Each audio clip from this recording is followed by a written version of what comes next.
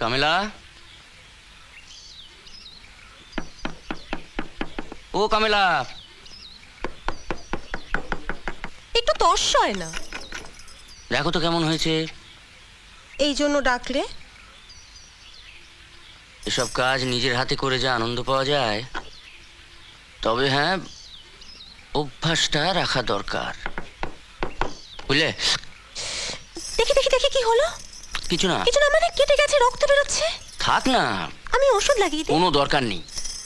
কি যে করো না, যেটা তোমার নিজের কাজ নয় সেটা। যেটা তোমার নিজের কাজ সেটা করো না, এক কাপ চা খাওয়াও।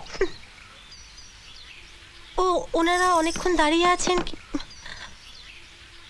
ও, ওই পুকুর কাটার ব্যাপারটা, তুমি ওদের বলো জলপাড়ে যেতে, আমি আসছি। আপনারা জলপাড়ে যান, উনি আসছেন।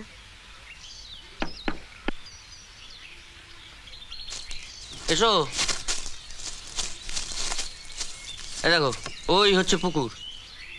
অনেক দিন এইভাবে পড়ে আছে। 2-4 দিনের মধ্যে কাজে লেগে যাও। লোকজন যা লাগে ব্যবস্থা করো।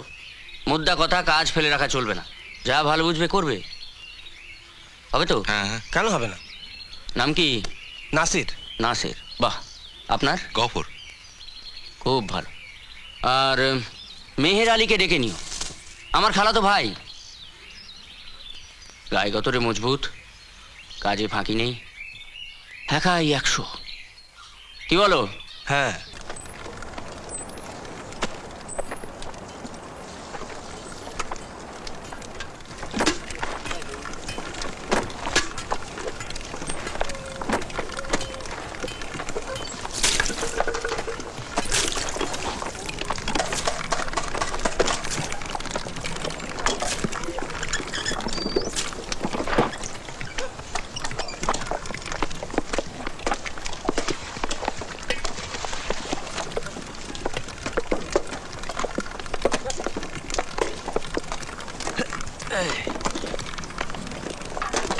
তোর জমির পাশ দিয়ে এলাম। হ্যাঁ, ফলন তো দেখছি।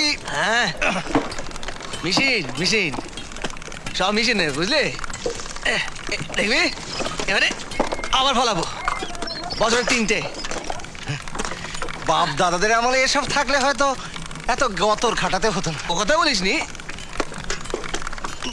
মেশিন আর গত 2 লাগে। তা বটে, তবে জানতে হয় ব্যাপারটা। তবে ওই রহমত ওই দে, যেমনি না কথা বলা,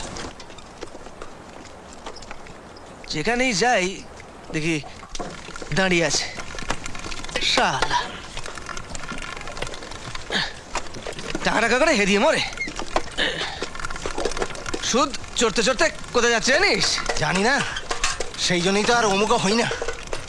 তবে আমি চালিয়ে যাচ্ছি, চাষ তুলি, টাকা মেটাই, সুদ দিই, জন খাটি, আর পাশে কাজ করি। পারিসও তুই? পারতে হবে, সংসার বলে কথা। তবে ওই সাজু আমার ছেলেটা, ওকে যে স্কুল থেকে ছাড়িয়ে আনবো সে উপায় নেই। আর ওই শালা রহমত আলী দেখ ঠায় দাঁড়িয়ে আছে, বাড়ি যায় না, রোদ্দুরে দাঁড়িয়ে আছে, ছাতাটা খোল, গ্রামটারে শুষে খাচ্ছে, কথায় কথায় পঞ্চায়েত দেখায়। পঞ্চায়েত শালা, পঞ্চায়েত যেন ঘরের মাগ।